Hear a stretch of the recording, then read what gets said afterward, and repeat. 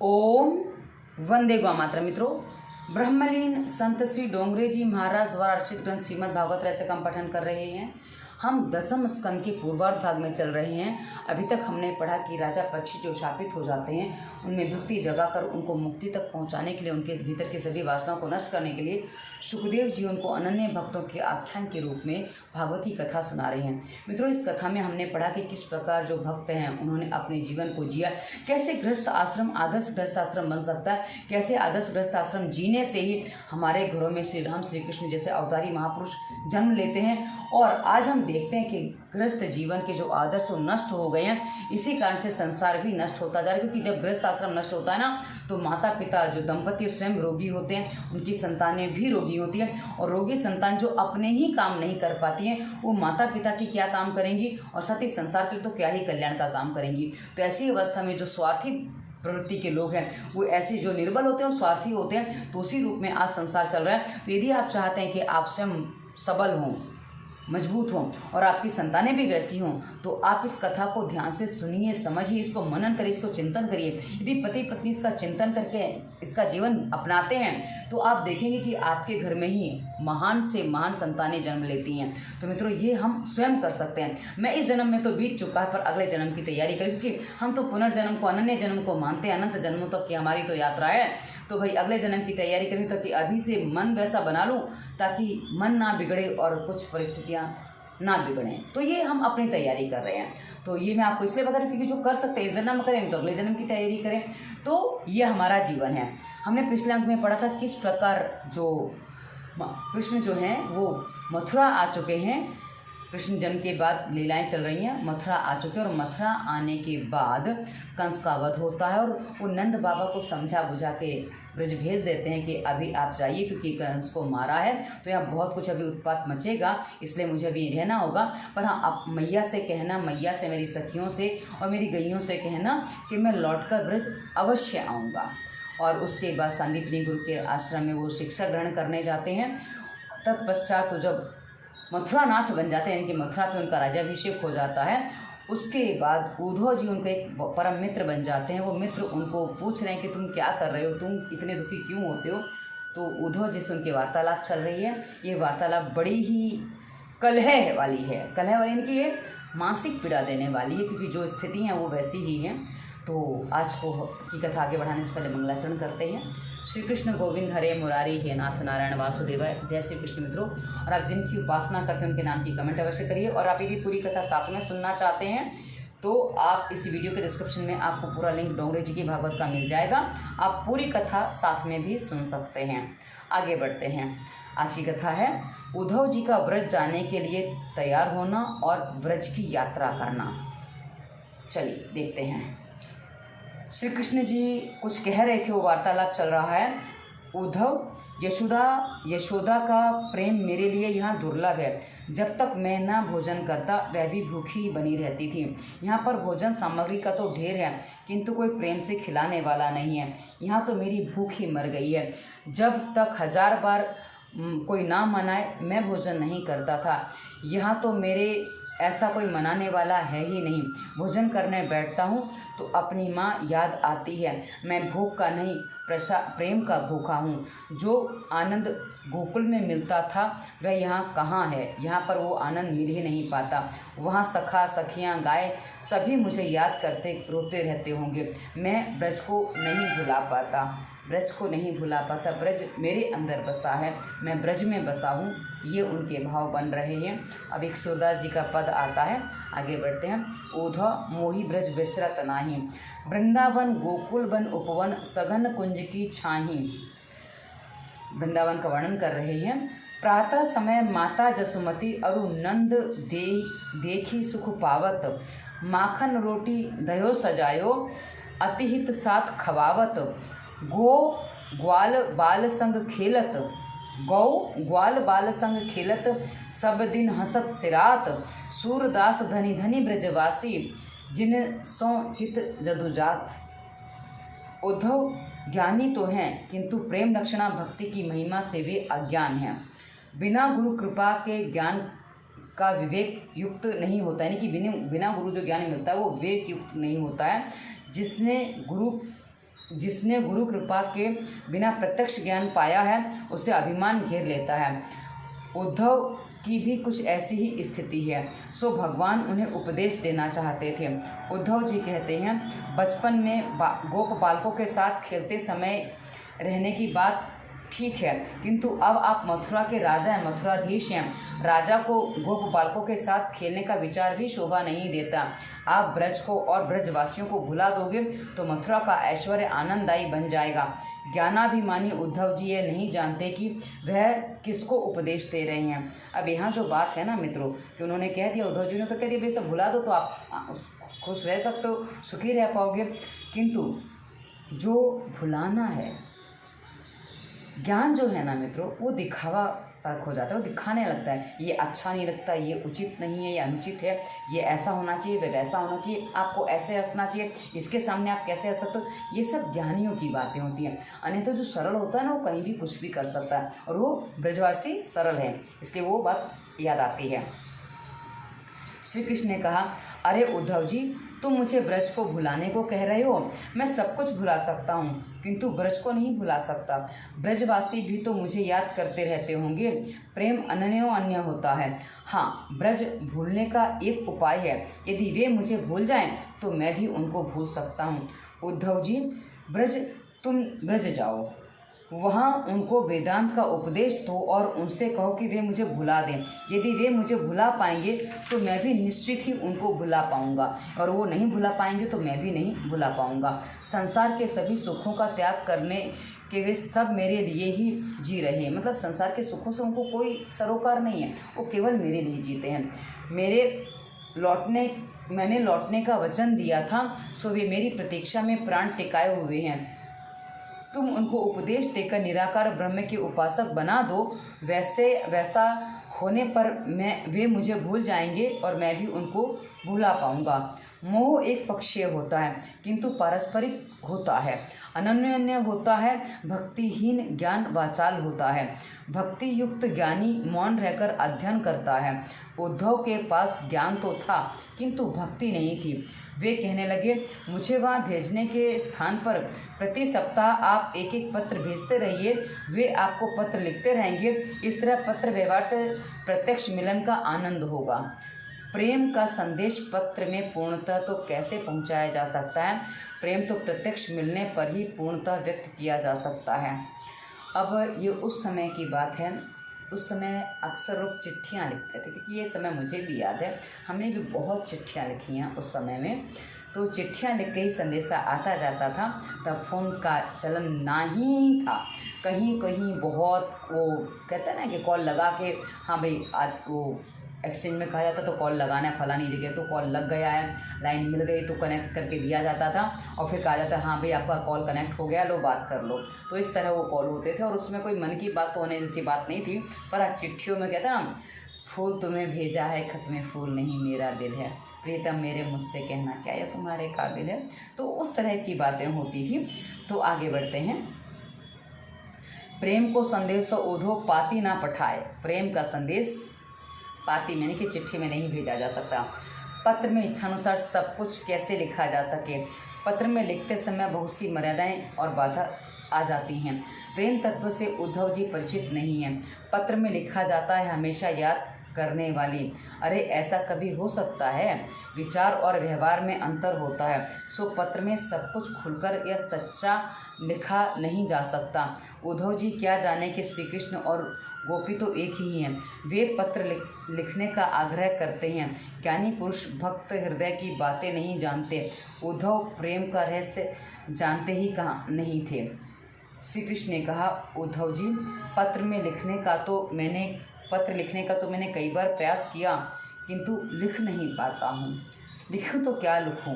मैं अपनी माता को पत्र के टुकड़े से कैसे धीरज बंधाऊँ?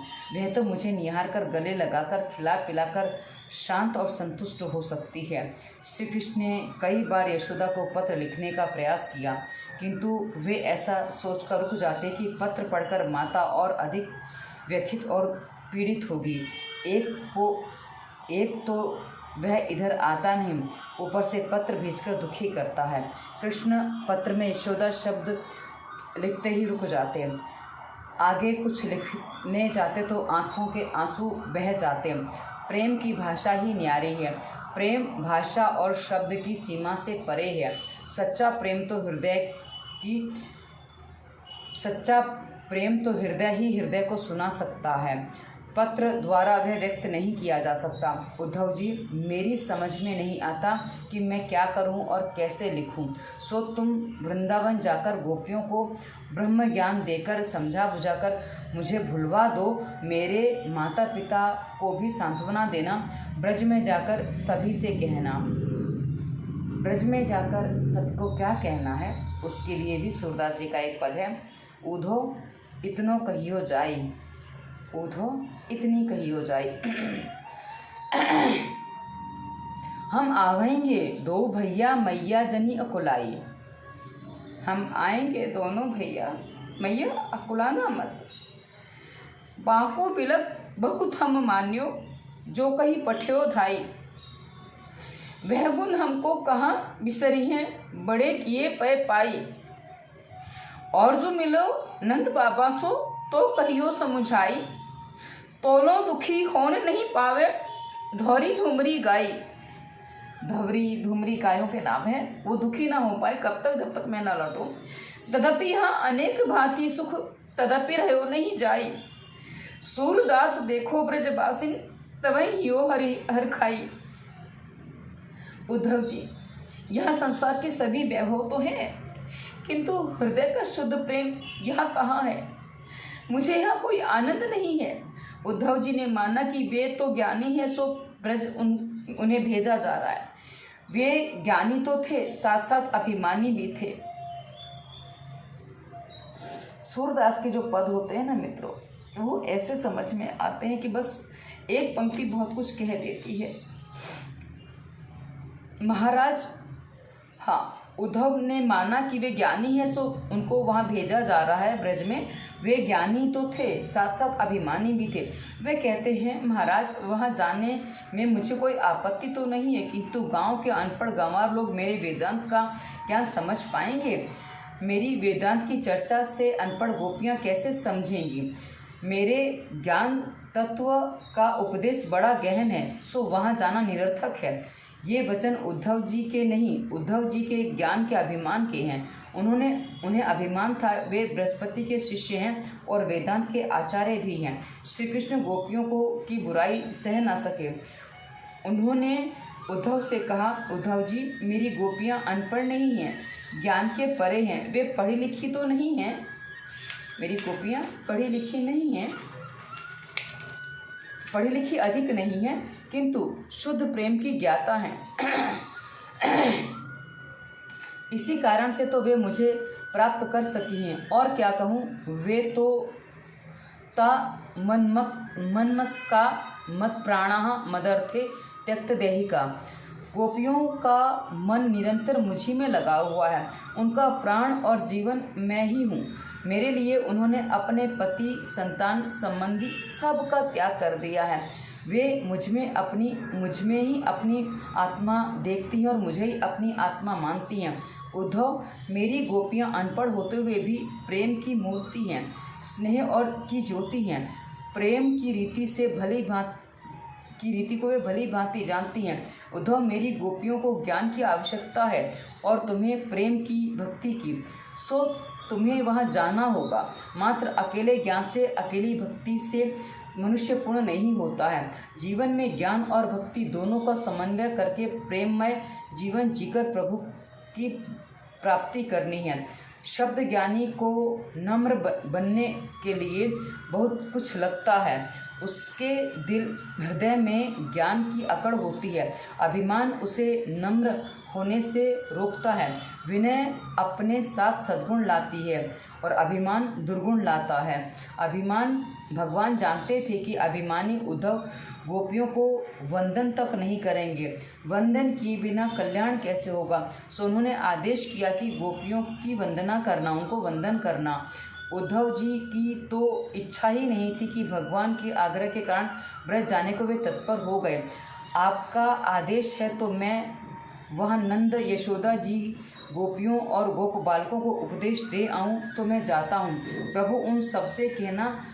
प्रभु ने कहा, उन सबसे कहना कि उनका कन्हैया उन सबको याद करता है। माता से कहना कि वे मेरे बिछो में रोए नहीं। प्रभु ने इस प्रकार सारी रात उद्धव जी को समझाया। प्रातःकाल उद्धव जी जाने लगे तो श्री कृष्ण ने अपना पीताम्बर और वैजंती माला प्रसाद के रूप में उनको देते हुए कहा, उद्धव जी, तुम मेरी इन प्रसादियों को धारण करके ही गोपियों से मिलने जाना। मेरे गोपियाँ तो किसी पर पुरुष को देखती भी नहीं हैं और ना ही उनसे बात करती हैं। वे मेरा यह पीताम्बर देकर तुम्हें मेरा दूत मानेगी। उन्हें विश्वास हो जाएगा कि तुम मेरे हो। वे मान लेंगे कि यह तो अपने श्याम सुंदर का अंतरंग सखा है। ऐसा विश्वास हो जाने पर ही वे तुमसे बात करेंगी। सो इन दोनों वस्तुओं को धारण करके ही उनके पास जाना। उद्धव, बार बार वो उद्धव को संबोधित करते ना, उद्धव तुम भाग्यशाली हो कि तुम ब्रज भूमि में जा रहे हो। ब्रज प्रेम की भूमि है जो सभी का कल्याण करती है। तुम्हारे कल्याण के हेतु ही मैं तुम्हें वहाँ भेज रहा हूँ। उद्धव जी का रथ चलने लगा तो श्री कृष्ण ने उद्धव जी से कहा, मेरे माता पिता को प्रणाम करना और उन्हें आश्वासन देना कि उनका कन्हैया वहाँ अवश्य आएगा। इतना कहते कहते श्री कृष्ण को रोना आ गया। उद्धव जी की समझ में नहीं आ रहा था कि ब्रज की याद करते ही प्रभु की आंखें क्यों अश्रुधारा बहाने लग जाती हैं। जीव जब अपना जीवत्व छोड़कर ईश्वर के साथ प्रेम में तन्मय हो जाता है तब ईश्वर ऐश्वर्य भूल जाते हैं। ईश्वर का अपना ऐश्वर्य होता है, वो भूल जाते हैं। श्री कृष्ण मथुरा के अधिपति हैं। अपना पद ऐश्वर्य भूलकर प्रेम में पागल होकर उस रथ के पीछे दौड़ रहे हैं और उद्धव जी को संदेशा देते जा रहे हैं। उद्धव जी ने कहा, मैं रथ में बैठा हूँ, आप राजा हैं और मैं सेवक। आपका इस प्रकार रथ के पीछे दौड़ना शोभास्पद नहीं है। अब कहा ना, उद्धव जी ज्ञानी हैं तो उनको हर बात नहीं लगता है ये अच्छा लगेगा या नहीं लगेगा, और वो उसी की बातों को बार बार सोचते रहते हैं। आप चिंता ना करें, मैं सबको भली भांति उपदेश दूंगा। अब प्रभु रुक गए। मेरा उद्धव भाग्यशाली है जो प्रेम भूमि में पहुंच जा रहा है। वे रथ की ओर देखते रहे, मतलब रथ जब तक दिखाई दिया वो देखते रहे और वो सोचते हैं कि उद्धव प्रेम भूमि में जा रहा है, उद्धव भाग्यशाली है। मैं नहीं जा पा रहा हूँ, उद्धव जा रहे हैं, मतलब उद्धव भाग्यशाली है। इस ओर जब से कन्हैया गोकुल छोड़कर गया है, वन में सघन कुंजें वीरान सी हो गई हैं। यमुना का जल गोपियों के आंसू की धारा सा लग रहा है। गायों ने घास खाना छोड़ दिया है और मथुरा की दिशा निहारती रहती हैं। श्याम विरह में हर कोई व्यथित है, व्याकुल है। एक सखी ने व्यथा को इन शब्दों में वाणी दी है, बिनु गोपाल बैरिन भई कुंजें, बिना गोपाल कुंज गलियां बैरी हो गई हैं। तब ते लता लगती अति शीतल, अब भई विषम ज्वाला की पुंजें। वृथा बहती जमुना खग बोलत, वृथा कमल फूलें अली गुंजें। पवन पानी घन सार सजीवनी, दधि सुत किरणी भानु भई भुंजें। सूर्य भी आग लगता है। अब तो ये ऊधो कहियो माधव सो, फिर कर मारत लुंजें। सूरदास प्रभु को मन जोवत, आँखियाँ भई बरन ज्यों गुंजें। जब से कन्हैया मथुरा से गया है, नंद यशोदा ने अन्न का दाना नहीं मुंह में रखा। जब तक वह नहीं लौटेगा हम भी नहीं खाएंगे। न रात को नींद आती है, न दिन को शांति मिलती है। कृष्ण विरह में जीव अकुलाएगा, छटपटाएगा और आंखें बरसेंगी, तभी तो मन की मलिनता साफ हो पाएगी, धुल पाएगी। बाहर का जल शरीर को धोता है, विरह अश्रु हृदय की मलिनता को धोते हैं। विरह अश्रु हृदय को शुद्ध करते हैं। यशोदा विचार कर रही थी कि अपना कन्हैया जब लौटेगा तो मैं उसे अपने गले लगा लूंगी और गोद में बिठाकर भोजन कराऊंगी, उसे खिलाकर मैं भी खाऊंगी। घर की हर वस्तु कन्हैया की याद दिलाती थी। इस पात्र में लाला माखन मिश्री खाता था, उस सेज पर विश्राम करता था। नंद यशोदा इस प्रकार लाला की याद में डूबे रहते, आंसू बहाते रहते और परस्पर आश्वासन लेते देते रहते। यशोदा जी आंगन में बैठे हुए नंद को उल्हाना दे रही हैं। आप ही के कारण लाला ब्रज छोड़कर चला गया है। आप उन्हें गायों के चरानों को भेजते थे ना, तो वह कहता था कि उसे अन्य गोपालक नचाते और दौड़ाते रहते हैं। ब्रजवासी उसे रूखी सूखी रोटी खिलाते हैं। सो वह परेशान होकर रूठकर गोकुल छोड़कर चला गया। अब गायों के पीछे दौड़ दौड़कर थक हार गया, सो वो यहाँ से चला गया। मतलब मैया कहती है नंद बाबा से कि तुमने उसको इस काम में लगाया था ना, इसलिए वो सब परेशान होकर चला गया है। कहते हैं ना कि जब किसी की याद आती है तो हम जो साथ में हो तो वो एक दूसरे को दोष है कि तुमने ऐसा कर दिया इसलिए ऐसा हो गया। वो यशोदा मैया कर रही हैं। यशोदा जी आंगन में बैठे हुए नंद को उल्हाना दे रही हैं। ब्रज से जाते समय उसने वापस आने का वचन दिया था। मेरे आंसू वह देख नहीं पाता। जब भी मैं रोती वह बड़े प्यार से मुझे मनाने लगता था। आज वह ऐसा निष्ठुर क्यों हो गया है? मथुरा के लोगों ने कुछ जादू टोना कर दिया होगा। मैंने सुना है मेरा लाला मथुरा का राजा बन गया है। इस समाचार से मुझे बहुत आनंद हुआ, किंतु मुझे उसे गायों के पीछे दौड़ाते रहते थे तुम उसे गायों के पीछे दौड़ाते रहते थे, उसी कारण से वह मुझे मिलने तक नहीं आया। यशोदा रोने लग गई। नंद बाबा कहते हैं मैंने कब भेजा था उसे गाय चराने के लिए? वही कहता था कि गायों की सेवा करने के लिए ही वह जन्मा है। उसे गायों के बिना शांति कहाँ मिलती थी।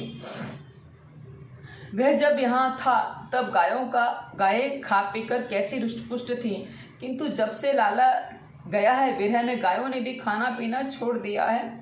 हाथी के बच्चों सी रुष्ट-पुष्ट मेरी गायें अब दुबली पतली हो गई हैं। मुझसे तो यह अवस्था देखी नहीं जाती। मैं दुख के मारे गौशाला में अब पाँव भी नहीं रखता हूँ। मतलब कहा नंद बाबा जो गाय पालने वाले हैं वो अब गौशाला जा नहीं पाते क्योंकि गाय भी भोजन नहीं कर रही हैं।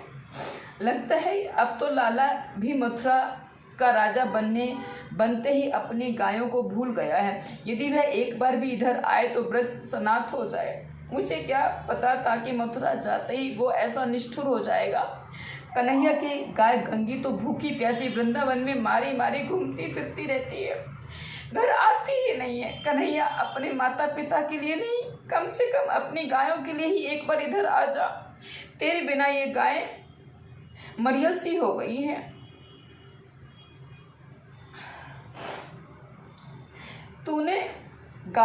तुझे गाय प्यारी थी, सो तू उन्हें चराने ले जाता था। मुझे लगता है कि एक बार मैंने तुझे मूसल से बांध दिया था, इसलिए तू रूठा हुआ है, यहाँ नहीं आता है। इसी प्रकार नंद यशोदा सारा दिन सारा समय कन्हैया को याद करते व्याकुल होकर आंसू बहाकर बिता देते हैं। किसी के आग्रह पर कभी कभार कंदमूल खा लेते थे। एक दिन वे दोनों आंगन में बैठकर कृष्ण की बाल लीलाओं को याद करते हुए उनमें खोए थे। एक कौवा आकर काव काव करने लगा। कोई की बोली शकुनमयी मानी जाती है। कोई को सुना तो यशोदा ने विचार किया कि आज मथुरा से कदाचित कोई आएगा। वह कृष्ण के वचन को याद करते हुए कोई से कहने लगी, मेरा कन्हैया यदि आए तो मैं तेरी चोंच सोने से मढ़वा दूंगी, तुझे मिष्ठान खिलाऊंगी। कौवा मेरे लाल कब आ रहा है? मतलब मेरा लाल आए तो मैं तुझे। अब कौवे को सोने की चोंच का क्या काम? पर हाँ, कहते हैं ना कि मनुष्य अपने भाव में कुछ बातें कहता है। इधर उद्धव जी के रथ ने मथुरा की सीमा पार करके ब्रजभूमि में प्रवेश किया। ब्रजभूमि तो दिव्य है, सात्विक है, प्रेम भूमि है। यहाँ के पशु पक्षी वृक्ष सब कुछ दिव्य हैं। वे सब भी श्री कृष्ण का कीर्तन करते हैं। वृंदावन की महिमा का वर्णन कौन कर सकता है? कृष्ण के जाने के बाद ब्रज के ग्वाल बाल भी रोज प्रतीक्षा करते रहते थे। लाला ने शाम को लौटने का वचन दिया था।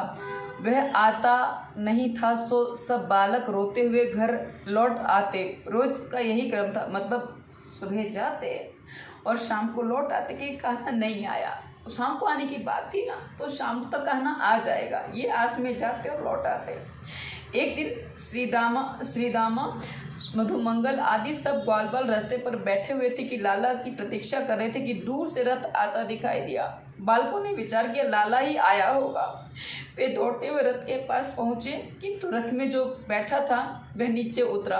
यदि कन्हैया आता तो कूद कर नीचे आकर हमारे गले लगता।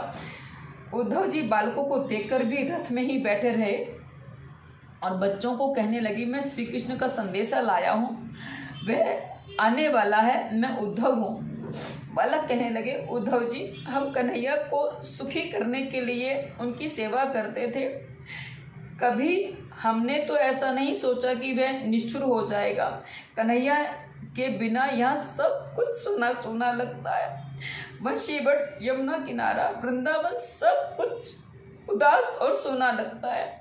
यहाँ था तब तो वह हमसे बड़ा प्यार करता था, किंतु लगता है वहाँ जाकर हमें भूल गया है। उद्धव जी, उससे कहना कि गोवर्धन नाथ ब्रज में सभी उसे याद करते हैं, उसके बिना ब्रज उजड़ गया है, वह कब इधर आएगा। बालक उद्धव जी को नंद बाबा के घर का पता रास्ता दिखलाते हुए कहने लगे, अच्छा हुआ तुम आए हो, हमें भी कन्हैया को संदेशा भेजना है, किंतु तुम पहले नंद यशोदा के पास जाकर उन्हें सांत्वना दो। वे रात दिन लाला की प्रतीक्षा में रोते ही रहते हैं, हम फिर मिलने आएंगे। इधर यशोदा कोए से बात कर ही रही थी कि वह रथ आंगन में आ पहुंचा। नंद यशोदा ने माना कि कन्हैया ही आ रहा है। दोनों को की जान में जान आई। दोनों रथ की ओर दौड़ पड़े। दोनों पुकार उठे, कन्हैया, कन्हैया आया, लाला आया। वे दोनों दौड़ते हुए रथ के पास पहुंचे, किंतु कन्हैया उन्हें दिखा नहीं, कोई और ही था। कृष्ण को ना देखा तो कृष्ण को पुकारते हुए नंद जी मूर्छित हो गए। उद्धव जी को तो समझ ही नहीं आ रहा था कि वे लोग कृष्ण का नाम लेकर क्यों रो रहे हैं। यशोदा जी धीरज धरकर एक दासी से कहने लगी, यह कोई बड़े व्यक्ति लगते हैं, इनका स्वागत करो। कुछ भी हो, लोकाचार नहीं भूला जाता है। तो कोई बड़ा व्यक्ति आया है, जिस हिसाब से आया है रथ आदि लेकर, तो उसका स्वागत करना चाहिए। उद्धव जी स्नान और भोजन आदि से निवृत्त होकर विश्राम करने लगे। दासी ने नंद जी से कृष्ण के मित्र के आने का समाचार कहा तो उनकी मूर्छा दूर हुई। नंद बाबा ने आंखें खोली। नंद बाबा को प्रणाम करते हुए उद्धव जी ने कहा, मैं आपके कन्हैया का मित्र उद्धव हूँ और उनका संदेशा लेकर आया हूँ। नंद जी ने भी कुशल मंगल पूछा। उन्होंने सोचा कन्हैया स्वयं नहीं आ सका होगा तो मित्र को भेजा है। उद्धव जी, अच्छा हुआ कि आप आए। कंस की मृत्यु के बाद यादव सुखी होंगे। उद्धव जी, सच सच बतलाना, क्या कन्हैया कभी हमको याद भी करता है क्या? अपि स्मृति न कृष्णो मातरम सुहृद सखिन, गोपान व्रजम चात्मनाथम, गावो वृंदावनम गिरिम। उद्धव जी, यहाँ के गोप गोपियाँ तरुवर, ये नंद बाबा कह रहे हैं उद्धव जी को संबोधित करके, उद्धव जी, यहाँ तो गोप गोपियाँ तरुवर, गिरी, गाय, वन सभी कन्हैया को अपना सर्वस्व मानते हैं। क्या कन्हैया कभी हम सबका स्मरण भी करता है? उद्धव जी, कन्हैया से कहना कि यह गिरिराज, यह यमुना उसी की प्रतीक्षा कर रहे हैं। उसकी गैया गंगी तो वन में उनको ढूंढती ही रहती है, वो घर आती ही नहीं है। यह वही जमुना है जिसमें कृष्ण जल क्रीड़ा करता था। यह वही गिरिराज है जिसको उसने अपनी उंगली पर उठा लिया था। यह वही वन प्रदेश है जहाँ श्री कृष्ण गायों को चराता हुआ बंसी बजाता था। यह मैदान देखो जहाँ कन्हैया अपने मित्रों के साथ खेलता था। उद्धव जी, उन सबको देखकर मेरा मन श्री कृष्णमय हो जाता है और मैं पागल सा हो जाता हूँ। मुझे लगता है कि कन्हैया मथुरा में नहीं, यही है। मैं देख रहा हूँ कि वह अपने पल्ले में सोया हुआ है। कल सारी रात मैं उससे पालने में झुलाता ही रहा और उससे बातें करता रहा। सुबह हुई तो मैंने सोचा जगा दूँ, नहीं तो गाय चराने में देरी हो जाएगी। जो ही पालने में जाकर देखा तो वहाँ तो वो था ही नहीं। मैं कैसे बोलूं, मुझे रोज रोज उसकी बांसुरी की मधुर तान सुनाई देती है। कल मैंने देखा कि वह कदम की डाली पर बंसी बजा रहा था। मुझे लगा कि वह कई घंटों से बंसी बजा रहा है, सो उसे भूख लगी होगी। माखन मिश्री लेकर जब कदम पर चढ़ा तो वहाँ कोई था ही नहीं। मतलब ब्रजवासियों को आभास ये होता है कि हर जगह वो है, पर वो कोई होता ही नहीं है। उद्धव जी, कई बार मुझे लगता है कि वह मेरी गोद में बैठा हुआ खेल रहा है, मेरी दाढ़ी के बाल खींच रहा है। यमुना में स्नान करने जाता हूँ तो लगता है कि वह मेरे पीछे पीछे चला आ रहा है। उद्धव जी, मैं उसे अपने कंधों पर बिठा कर घुमाया करता था, सो मुझे कई बार आभास होता है कि वह मेरे कंधों पर बैठा हुआ है। वह समय कब वापस आएगा? उद्धव जी, मेरा कन्हैया कब लौटेगा? उद्धव से पूछने, कन्हैया कब लौटेगा? उसने कंस जैसे राक्षसों का वध किया तो हम लोग उसे ईश्वर मानते हैं। उसने उन्हें जो ठीक लगे माने, किंतु मेरा तो वह पुत्र है। उसने कंस जैसे राक्षसों का वध किया तो लोग उसे ईश्वर मानते हैं, उन्हें जो ठीक लगे वह माने, किंतु मेरा तो वह पुत्र है। कन्हैया मेरा है, मेरा ही है। नंद की आंखों से आंसू बहने लगे। मुझे तो पलकों में, घर के कोने कोने में, आंगन में, यमुना किनारे, घर, हर जगह, हर कहीं कन्हैया ही दिखाई देता है। उद्धव जी, वह कब लौटेगा? मैंने उसका कौन सा अपराध किया है जो वह मुझसे रूठ गया है? उद्धव जी, वसुदेव से कहना कि कन्हैया उन्हीं का पुत्र है, मैं तो उनका दास हूँ। लाला से कहना कि उसकी माता सारा दिन रोती रहती है। वह जब यहाँ आया था तो माता को मना लेता था, अब उसे कौन मनाए? नंद जी इतना बोलते बोलते तो व्याकुल हो गए। उद्धव जी उलझन में पड़ गए। मैं इन्हें क्या उपदेश दूं? उद्धव जी आए थे ना ज्ञान अपना बघारने के लिए, उनको ज्ञान देने के लिए। अब उद्धव जी विचार करें, मैं इनको क्या उपदेश दूं, क्योंकि ये इनको समझ में आने वाली बातें नहीं है। इन्हें तो हर कहीं कृष्ण दिखाई देते हैं, पल्ले में, घर में, आंगन में, वन में, यमुना किनारे, कदम की डाली पर कृष्ण के ही दर्शन होते हैं। यह नंद जी ब्रह्म की सर्वव्यापकता का उपदेशक होकर भी मैं वैसा अनुभव आज तक नहीं कर पाया हूँ। मैं ऐसे ब्रह्म दृष्टि वाले नंद जी को क्या उपदेश दूँ? उन्होंने नंद जी से कहा, बाबा धन्य हैं आप, आपका जीवन सफल हो गया, आप कृष्णमय हो चुके हैं। इतने में वहाँ यशोदा आ पहुँची। उद्धव जी, सच सच बताओ कि मेरा लाला सकुशल से तो है ना? वह भोजन में बड़ी मिन करता है, जिद करता है, भोजन नहीं करता है। वह कभी दुबला तो नहीं हो गया ना? क्या वह आनंद में तो है ना? कभी वह मुझे याद भी करता है क्या? वहाँ उसे कौन मनाता होगा? गोकुल में था तब वो मेरे आंसू देख नहीं पाता था, वह मुझे मना लेता था और मैं मांझव इसलिए भोजन भी कर लेता था। जब मैं यमुना जी जाती हूँ तो उसका श्याम रंग कन्हैया की याद दिला देता है। मुझे लगता है कि अभी वह यमुना जी के जल से बाहर निकला है और मेरी गोदी में आकर बैठा है। उससे पूछना कि उसकी माता ने ऐसा कौन सा अपराध किया है कि वह यहाँ आने का नाम तक नहीं ले रहा है। मैंने उसे एक बार मुसल से बांध दिया था, इसलिए ही उठा है वह मुझसे। वह कभी मुझे याद भी करता है क्या?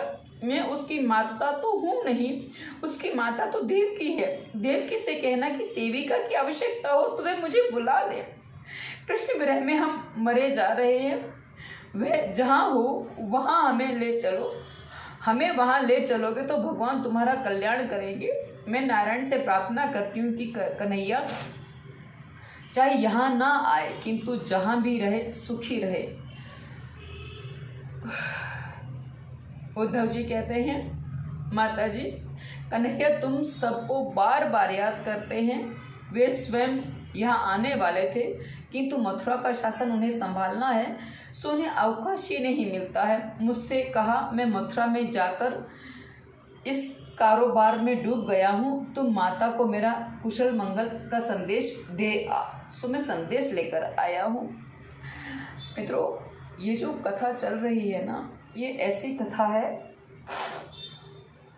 इस कथा के बारे में एक बात और बताऊंगा आपको। एक सेठ थे, वो जब कथा सुनते थे तो उनको आंसू नहीं आते थे, और कथा कहती है कि आंसू आए तो कथा, वैसे वो आंसू आ ही जाते हैं, पर कभी कहते हैं ना कि पुरुष कुछ कठोर होते हैं तो बातें नहीं बनती हैं, वैसे महिलाओं में तो हो जाता है। तो वो उस चक्कर में क्या करते थे, तो आंसू लाने के लिए अपनी आंखों में मिर्ची लगा लेते थे ताकि आंसू आ जाएं। तो किसी ने उन्होंने किसी से कहा कि मुझे आंसू नहीं आते, मैं मिर्ची लगा, मैं कितना अभागा हूँ कि मुझे आंसू ही नहीं आते कृष्ण कथा सुनने में, इसलिए मैं मिर्ची डाल लेता हूँ। तो उनको कहा, अरे आप अभागे नहीं हो, आप उस पीड़ा को आभास करने के लिए आप मिर्ची तक लगा ले, तो आपको वो पीड़ा नहीं लगती है, तो आप कहाँ से अभागे हो।